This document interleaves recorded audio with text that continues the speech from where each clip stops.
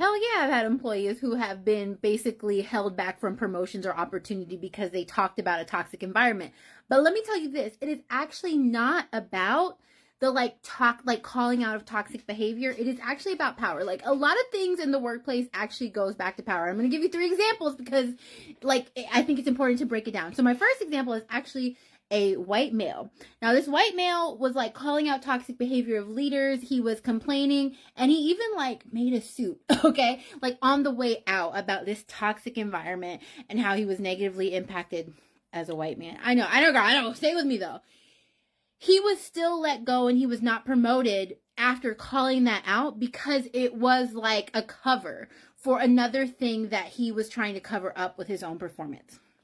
And so when you take that information, but you tie it to the fact that in relation to him calling that out, he also had no power in the organization. People didn't value him. People didn't want him to stick around. So what's the call out? There's no reason. I'm the second example where you were like, oh, well, if Black women call out toxic environments and those types of things, no things happen. She just gets pushed out.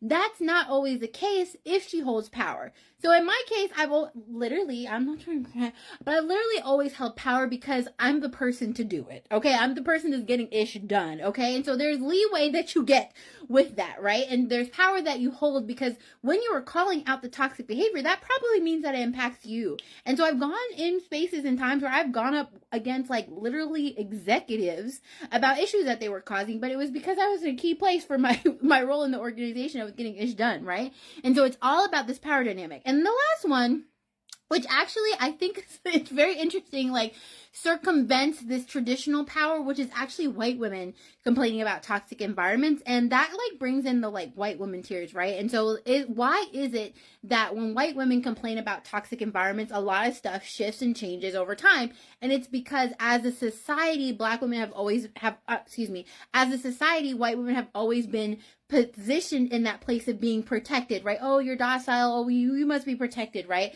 And so when those white women tears start, it starts all of that, like that racial dynamic of having to protect white women. And that's why it happens.